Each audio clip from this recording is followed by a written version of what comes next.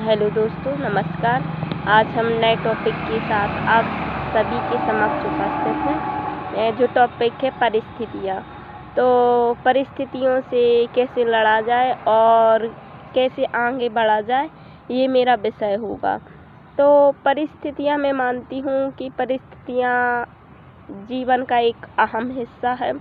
परिस्थितियाँ जीवन में आती जाती रहती हैं, तो कभी भी हमें विपरीत परिस्थितियों से पीछे नहीं कदम बढ़ाना चाहिए कि अगर जीवन में विपरीत परिस्थितियाँ आई तो आपको निराशा प्रतीत हुई और आपने कई बार पीछे कदम बढ़ा लिया, जिससे आपका जो उद्देश्य था वो पीछे चला गया।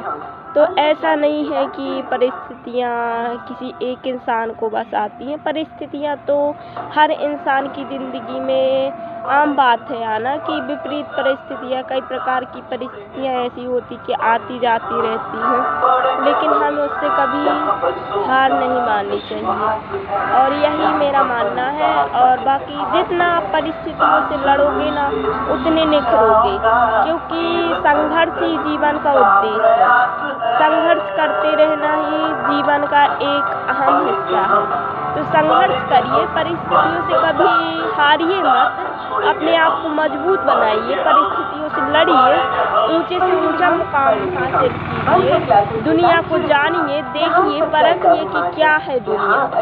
और संघर्ष बिना ये जीवन का आनंद ही नहीं है। संघर्ष में ही तो आनंद छिपा है। जब तक आप संघर्षशील नहीं बनोगे, तब तक आपको आनंद की अनुभूति नहीं होगी, और आनंद की अनुभूति नहीं होगी तो आप जीवन में निराशा, पीड़ा का बोध होगा आपको। तो आप निराश मत होइए, पीड़ा का अनुभव मत कीजिए। आप संघर्ष पे बने रहिए, अडिग रहिए, संघर्ष करते रहिए, विपरीत परिस्थितियों से जूझिए, अपने आप को उस लेवल का बनाइए कि आप जो परिस्थितियाँ आ रही हैं वो आपको देख के दूर हट जाए। भाई ये तो बहुत मजबूत है, अब नहीं मुझे जाना इसके पास। तो ऐसा बनिए, और यही जीवन है मेरे हिसाब से।